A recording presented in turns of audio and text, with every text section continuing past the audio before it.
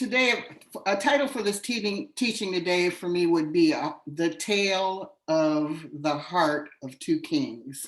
So we're going to be looking at we're going to be looking at portions of the life of David and portions of the life of Saul. And they were the first two kings of Israel. Now, God, since he created man, has always desired to have the love and trust of the people that he created. And in the Garden of Eden, that was when the trust between God and man was initially broken. When Adam made the decision to heed the voice of Eve as opposed to follow the direction of God, because he had an option. And from that time forward, God sought to restore the relationship that he initially had with man in the garden. And so I want to take a brief look at the history of the garden to David. And Paul does that really well in a few verses in the book of Acts. So you can turn to Acts chapter 13 and verse 22. And Paul this was his first missionary journey, and he was in Antioch, and he had gone to the temple. And then I guess you could say they had the open mic at the end of the service, and the floor was open to anybody that wanted to have something to share. So in verse 16, it says, and Paul stood up and motioning with his hand said, "Men of Israel and you Gentiles who are God-fearers, listen. The God of the people, Israel, chose our fathers and exalted the people during their sojourn in the land of Egypt. And with a high arm, he led them out." So this is talking about God leading the people out of Egypt and into the promised land, or headed toward the promised land. And for about the time of 40 years, he endured their conduct in the desert. And if you can remember anything about God leading the people around in the desert, it wasn't because it was so far away that they had to spend 40 years out there, but it was because they did not trust God to fulfill his promises. So they had to wander around for 40 years until the unbelieving generations died off. So then it says in verse 19, and he destroyed 7 nations of the land of Canaan, and he gave them the land as an inheritance. So God was their king at that time, and he was leading them through the promised land, and he was helping them to acquire that land. In verse 20, it says, and after these things, he gave them judges until Samuel the prophet. All this took about 450 years. And afterward, the people of Israel, asked for a king. And we're not going to look at that specific record today, but the people decided that they wanted to have a king like all the other people on the face of the earth. And God gave them a pro and con list, because he did intend for them to have a king at some point in time, but this was not the time. And so, but they just begged for the king, and he says that he's gonna tax you heavily. He's gonna take your sons and your daughters and make them slaves. He's got all these negative things that were gonna happen if they chose a king at that time. But the people said, but we want a king. So it says in 21, and after they asked for a king, and God gave them Saul, the son of Kish, a man of the tribe of Benjamin, for 40 years. So Saul was their king for 40 years. And in verse 22, it says, and when God removed Saul from being king, he raised up David to be their king. And this is kind of unusual, because if you think about royalty and how people acquire their become king or queen, it's always by inheritance. So for God to say that Saul's sons were not going to follow him in that line to kingship was a pretty big deal. And it says that in verse 22 again, he testified about him and said, I have found David, the son of Jesse, a man after my own heart, who will do my will. And from this man's seed, God has, according to his promise, brought to Israel a savior, Jesus. So outside of Jesus Christ, David is mentioned in more books or more chapters of the Bible than any other man. He's mentioned more than Abraham. He's mentioned more than Moses. He's mentioned more than Jacob. I think he's mentioned 66 times in different books of the Bible, in the Old and in the New Testament. So, and it says that he was a man after God's own heart, hence the song that we listened to this morning. So what is it? And he's the only man that God said was a man after his own heart. So what was it that made him that man? Was it because he lived a perfect life? Don't think so, because he had quite a few sins that he had to face up to. The Bible says that all men have sinned and fallen short of the glory of God. That includes David, that includes you, it includes me, it includes Saul. So what was it that made David a man after God's own heart? So first of all, I want to look at Proverbs chapter 4.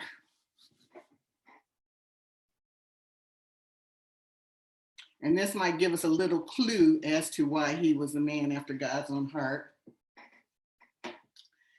And in chapter 4, verse 20, it says, my son, pay attention to my words. Incline your ears to my sayings. Do not let them depart from before your eyes. Keep them in the midst of your heart. For they are life to the ones discovering them and health to a person's whole body. More than anything else, you protect, guard your heart, because from it flow the issues of life. Put away from you a crooked mouth and put away deceitful lips far from you. Focus your eyes in front of you and let your eyelids look straight ahead of you. Carefully weigh the path of your feet and let your hands be established.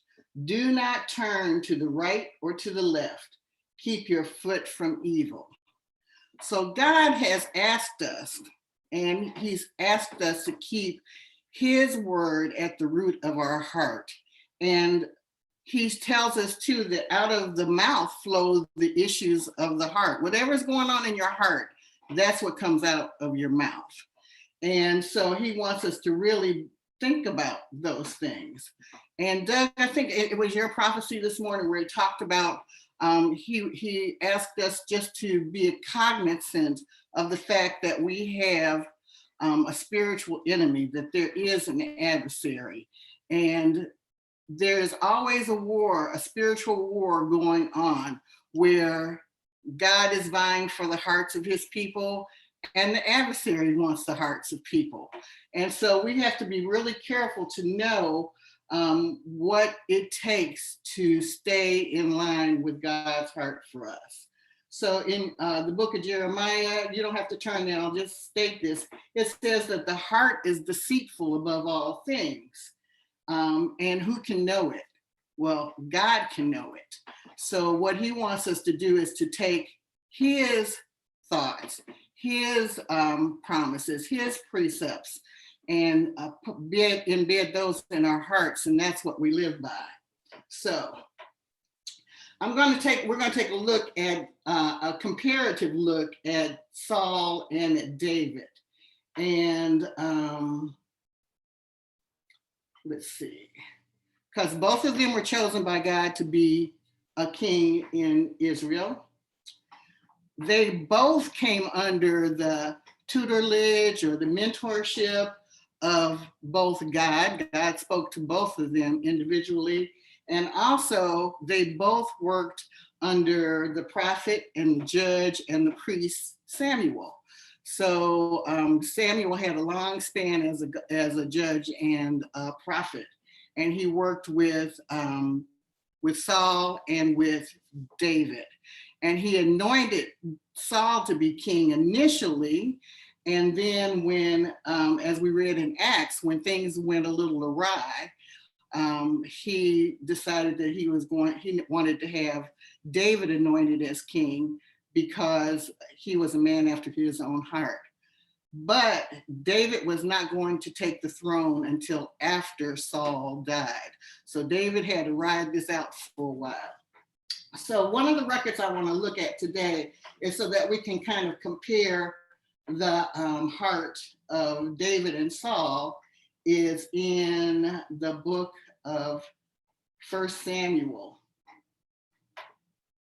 in chapter 17.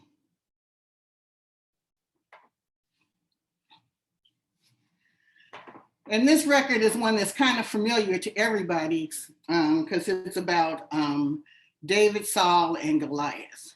And so we're really not going to look at the battle with David and Goliath. We're going to look at the battle of the mind and the heart, what was going on in Saul's mind, what was going on in David's mind at the time of this.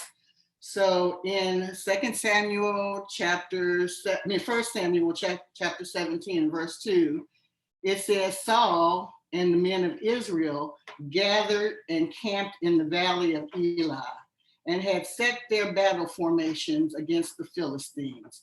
And the Philistines stood on the hills on one side, and Israel stood on the hills on the other side, and there was a valley between them. So you got the Philistines over here, you've got the armies of Israel over here, and there's this valley below.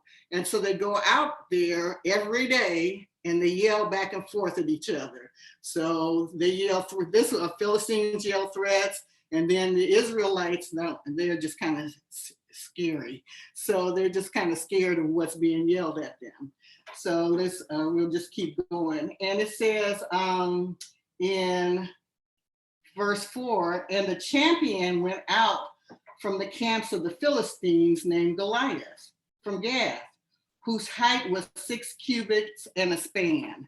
And so that equates to 9 feet, 9 inches. So he is a big man, he's a big guy. And it said, and he had a helmet of bronze on his head, and he was clothed with a coat of scale armor, and the weight of the armor was about 5,000 shekels of bronze. I'm not quite sure how heavy that was, but I would venture a guess that it was kind of heavy. And he had greaves of bronze on his legs and a javelin of bronze between his shoulders. So the greaves on his, he had his shins and legs protected, and he also had his chest protected. And the shaft of his spear was like a weaver's beam, and his spear's head weighed about 600 shekels of iron. And his shield bearer went in front of him. And he stood out and cried to the armies of Israel and said, why have you come out to set up your battle lines? I am not a Philistine, and you are servants of Saul. Oh, I am a Philistine, and you are a servant of Saul. So that's one first indication, because who should they be the servants of? They should be the servants of the living God, but they say they're servants of Saul. And it says, choose a man for yourself to let him come down to me. So this proposal that they're making is that instead of just going down here and killing up a bunch of people, you send out a guy, I'll send out a guy, our 2 guys will fight, and whoever wins that battle between the 2 guys, they're the ones that will be declared the winners. It says in verse 9, if he is able to fight with me and kill me, then we will be your servants. But if I prevail against him and kill him, then you will be servants to us. And the Philistines said, the Philistine said, I mock the armies of Israel this day. Give me a man so we can fight each other. When when Saul and all of Israel heard the words of the Philistine, they were dismayed and greatly afraid. So that speaks volumes, because if the God of armies is at the head, he's your protector, why would you be shaking just because there were Philistines in front of you and one of them was a big guy with a big mouth? So, where is your trust at that point in time? Is it in God, or is it in yourself? And it says, so then in verse 17, in verse 12, it says, now David, the son of the Ephraimite of Bethlehem, Judah, whose name was Jesse, and he had 8 sons. The man was old in the days of Saul, and advanced in years among men. So this is David's father, Jesse. And prior to this incident here, Samuel had gone to Jesse's home, and he had anointed David to be king. And when he was there to do that, he told Jesse that God told Samuel that one of the sons of Jesse was to be the next king. So Samuel goes to his house, and Jesse parades out each of his sons, 1 through 7. And every time he parades one of the sons in front of Samuel, God tells Samuel, that's not the man. He gets to number 2, that's not the man. Number 3, that's not the man. So he goes through all 7 of the older sons, and then Samuel says, are these all your sons? Isn't there another one? And then Jesse says, oh yeah, I got one more son. He's out in the field taking care of the sheep. And so Samuel said, you need to go get him. You need to bring him in. And so when they brought him in, Samuel said, this is the one, and he anointed him to be king. Now, his brothers, we're going to read something about his brothers here in a minute, weren't real happy about the fact that I'm the oldest, and I should have, that should be granted to me. And it was given to David, who was he was the youngest one, and he hadn't really grown in strength or in what you would consider to be a kingly man. He didn't look kingly. His older brothers looked kingly. But then God says that he doesn't look on the outward appearance of a person, that he looks at the heart. So it says in verse 14, now David was the youngest of the three eldest, and the 3 eldest had followed Saul. Now David went back and forth from Saul to shepherd his father's flock at Bethlehem. So one of the things that is happening here is that Jesse, the father, wants to know how people are doing in the battle. So he sends his son David out to the battle to take some food and supplies to the soldiers, and he wants David to bring back a report about how things are going in the battle. So it says in verse 16, and the Philistine drew near morning and evening for 40 days and took his stand. So now you've got Goliath, and for 40 days and 40 nights, he's been out threatening the Israelites. What you got? Who's going to fight for you? Who's going to win? And he really intimidated them.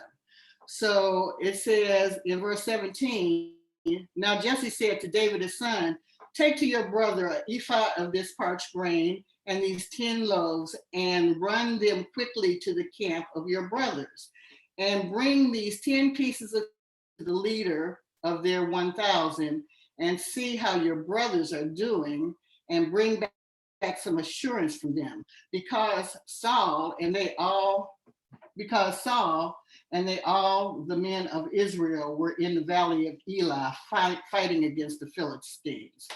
So David got up early in the morning and left the flock with the keeper. He took the supplies and he went as Jesse had commanded him. And they made a perimeter of the camp just as the army was about was going out to battle. And then in verse 21, it says, and Israel and the Philistines set up their battle formations, army opposite army. So this is the standard practice. Here they are out there on their sides of the hill again. And in verse 24, it says, now all the men of Israel, when they saw the man Goliath, they fled and were greatly afraid.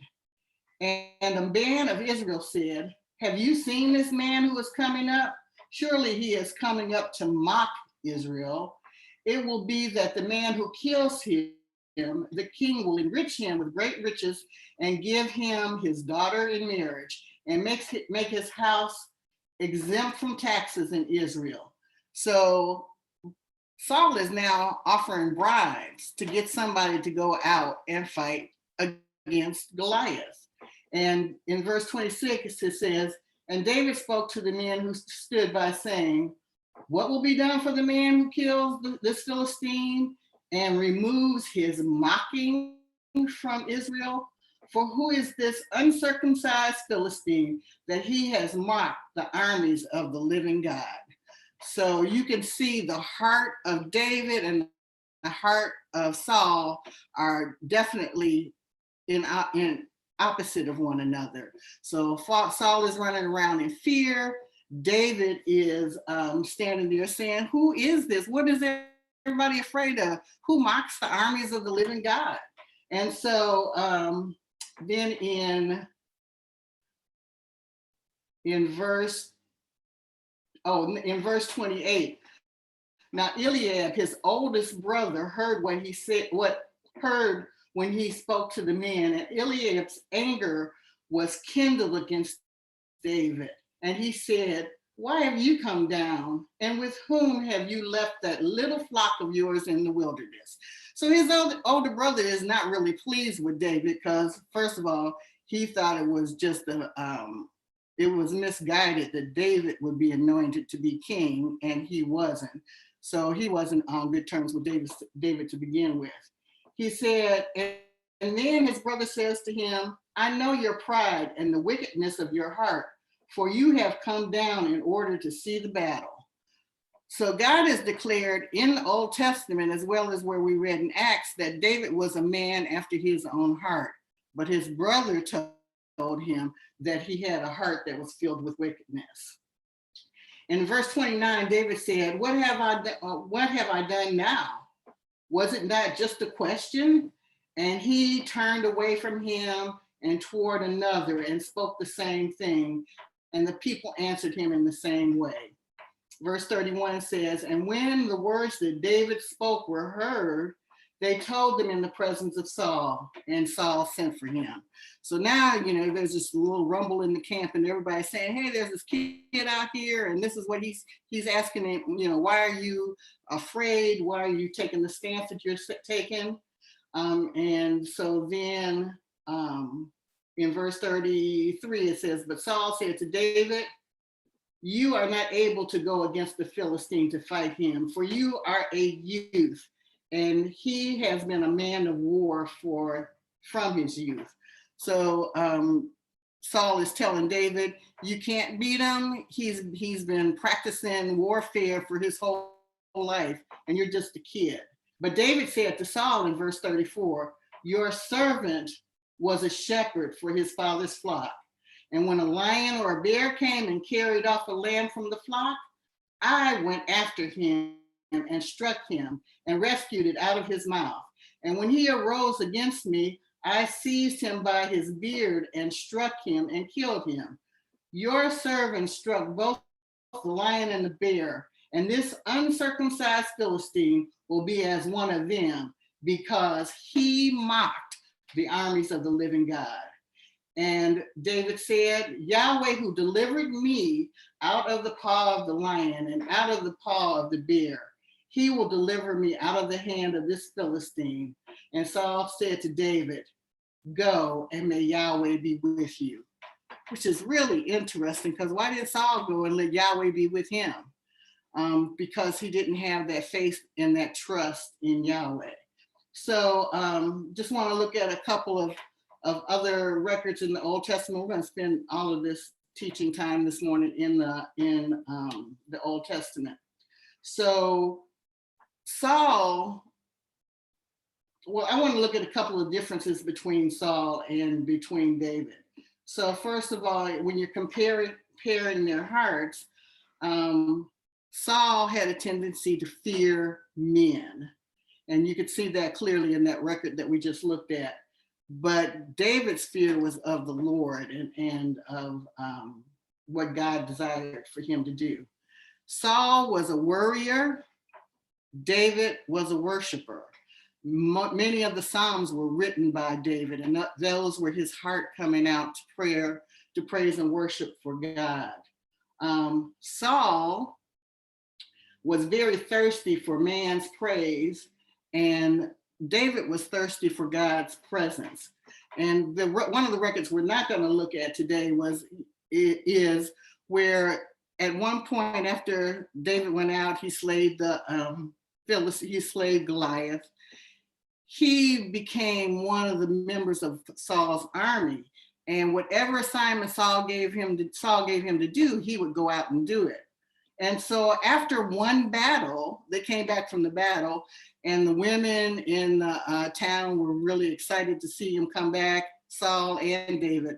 So they said, Saul has slayed his thousands, which was praise for Saul. But then they said, and David is slaying his tens of thousands.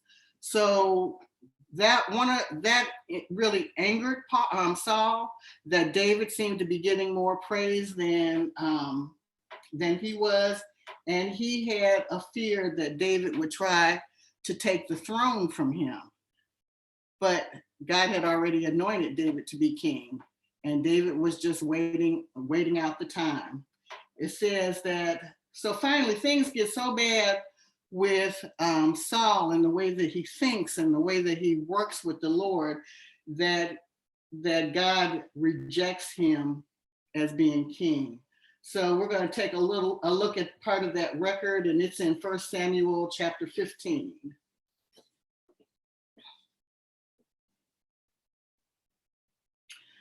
So once again, the prophet and the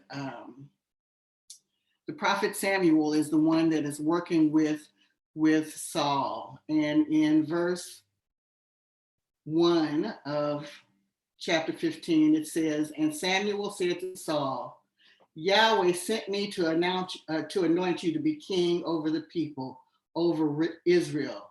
Now listen to the voice and the words of Yahweh. This is what Yahweh of armies says.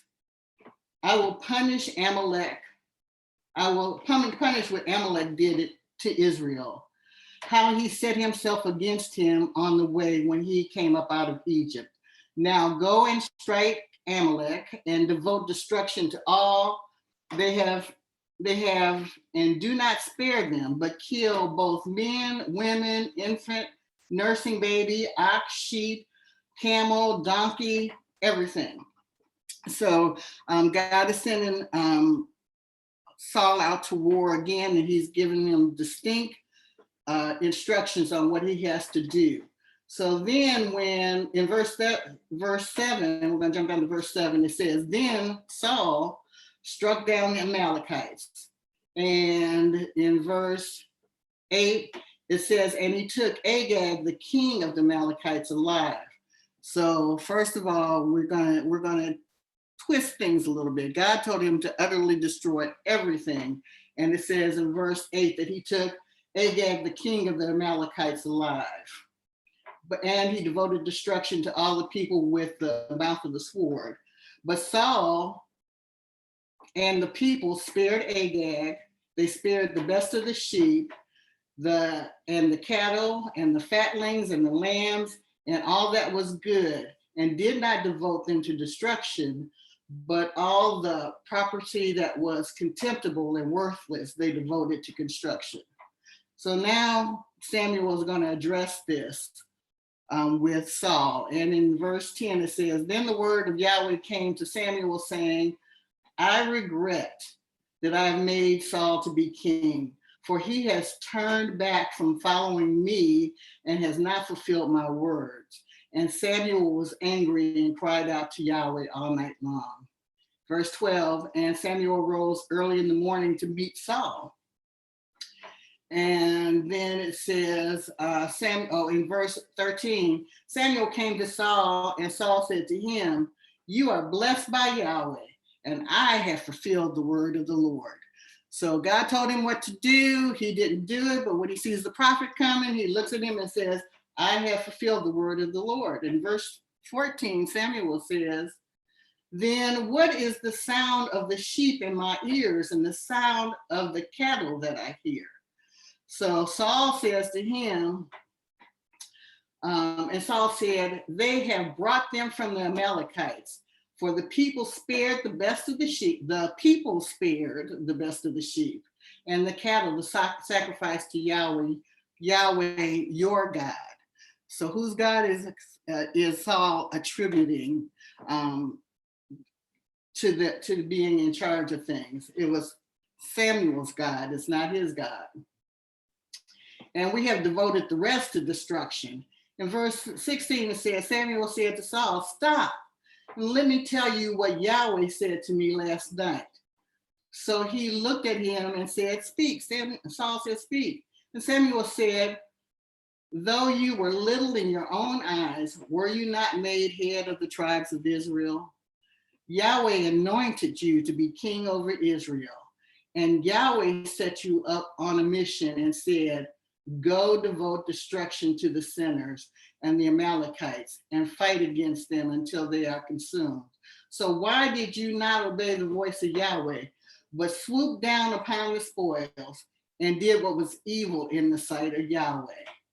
And Saul says to Samuel, but I have obeyed the voice of Yahweh and have gone on a mission that Yahweh sent me on, and have brought Agag the king of Amalek, and have devoted the Amalekites to destruction.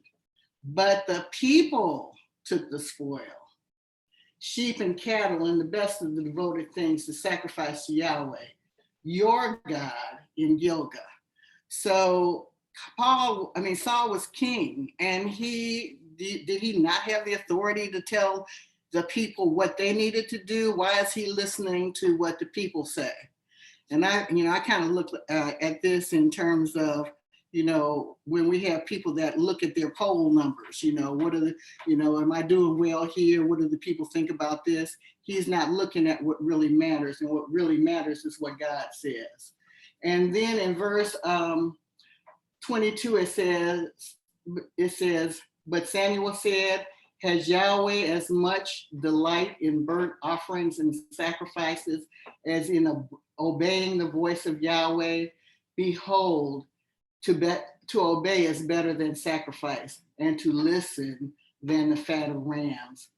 For rebellion is as a sin of divination, and stubbornness is as wickedness of teraphim. And teraphim are little household gods and statues you can have around. Because you have rejected the word of Yahweh, he has rejected you from being king. So then in verse 24, then Saul says to Samuel, I have sinned, for I have transgressed the commandment of Yahweh and your words, because I was afraid of the people and I have obeyed their voice. So please forgive my sin and return with me so that I can go bow down before Yahweh. So he didn't need Samuel to ask God for forgiveness.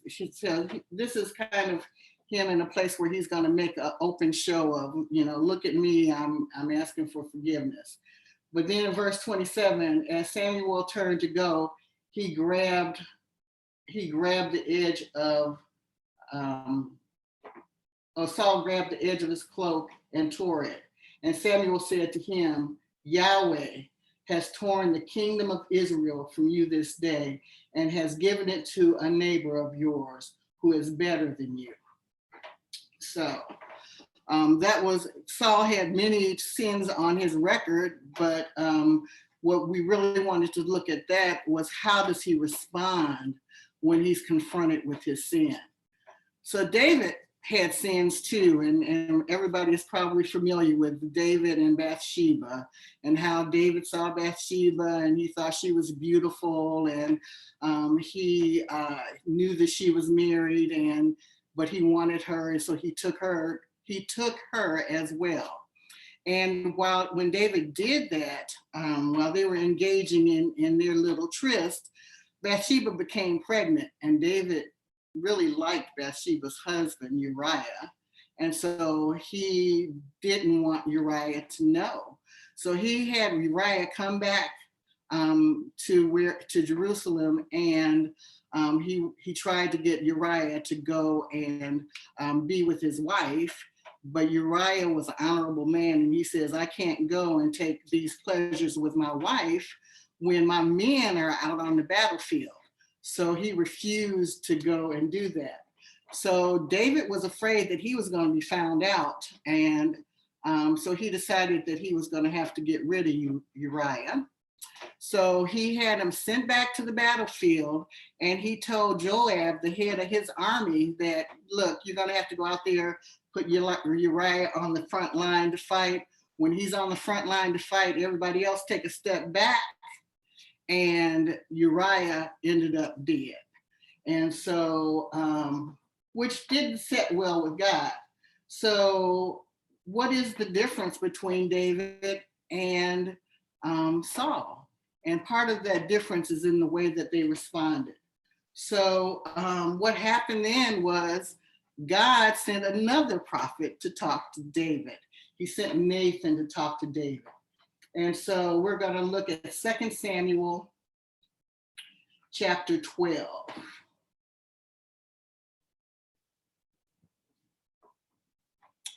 So David's king, and God, whenever you're walking with God, he's going to give you the wisdom that you need to say what you need to say the way that it needs to be said. So in verse 1, it says, and Yahweh sent Nathan to David. And he came to him and said, there were two men in a certain city, the one rich and the other poor. But the poor man had nothing except one little ewe lamb, which he bought. And he bought it, and it grew up together with him and with his children. It ate of his meager food, drank from his cup, and lay in his bosom, and was like a daughter to him. Now, a traveler came to the rich man, and he refused to take from his flock and from the herd to prepare it for the guests that had come to him, but he took the poor man's lamb and prepared it for the man who had come to him. Then, verse 5, David's anger was greatly kindled against the man, and he said, as Yahweh lives, the man who has done this deserves to die. He must restore the lamb fourfold, because he did this thing because he had no pity. Verse 7, then Nathan said to David, you are the man. This is what Yahweh, the God of Israel, says. I myself anointed you to be king over Israel, and I myself delivered you out of the hand of Saul. And I gave you your Lord's house and your Lord's wives into your bosom. And I gave you the house of Israel and of Judah. And if it would have been too little, I would have added to you many more such things. Why have you shown contempt for the word of Yahweh to do what is evil in his eyes? You have struck down Uriah the Hittite with the sword, and have taken his wife to be your wife, and have killed him with the sword of the children of Ammon. So now the Lord will not depart from your house for years to come, because you have shown contempt for me and have taken to wife Uriah the Hittite, the wife of Uriah the Hittite, to be your wife. Verse 11, this is what the Lord says. Behold, I will raise up evil against you out of your own house, and I will take your wives from before your eyes and give them to another, and he will lie with your wives in the sight of this wives in the sight of this son. For you did it secretly, but I will do this thing before all of Israel and before the sun. And David said to Nathan, I have sinned against Yahweh. And Nathan said to David, Yahweh has also transferred your sin. You will not die. So, so David took ownership of what he did. And we're going to look at one more place where you can see how he took ownership of that. And that was part of the difference between Saul and between David. David is also the author of many of the Psalms. So he wrote Psalm 51 in response to Nathan coming to see him after he had been with Bathsheba. So I just wanted to look at Psalm 51. And here it says, in verse 1, show favor to me, O God, according to your covenant faithfulness, according to the multitude of your tender mercies, blot out my transgressions. Wash me thoroughly from my iniquity and cleanse me from my sin. For I know my transgressions, and my sin is constantly before me. Against you, you alone I have sinned, and I have done what was evil in your eyes, so that you may be justified when you speak and pure when you judge. And I didn't mention it when we were reading that last record. Everything that God said would happen to David happened, and those things all came to pass. David has a pure heart before God, or he's a man after God's own heart.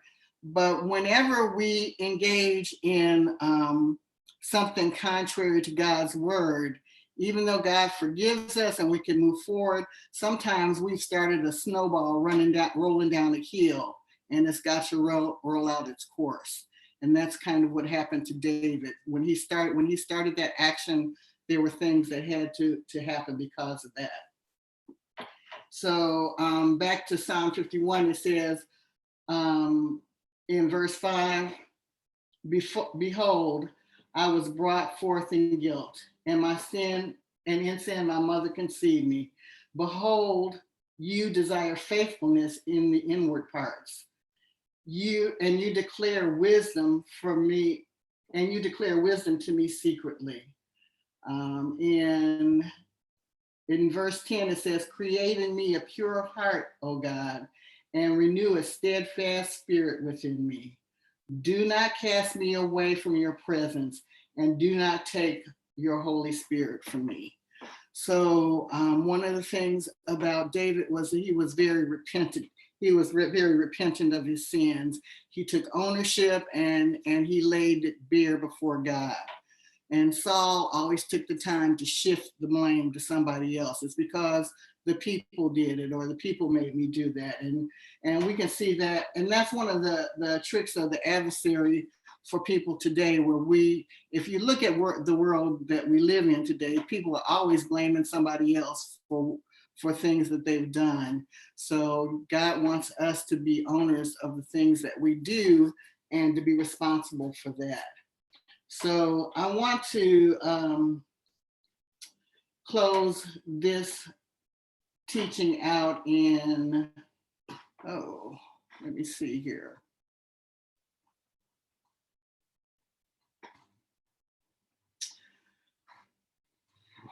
In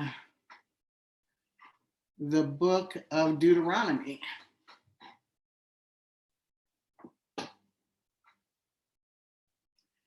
Just want to say that, in life, God holds each one of us accountable for the choices that we make. I'm accountable for me, you're accountable for you. And it says that God is the one that knows our hearts. So even if we, think that we might be fooling people around us, we can't fool him, because he knows our inner parts. And so he asks, the record that I'm going to read in Deuteronomy is in verse is in chapter 30.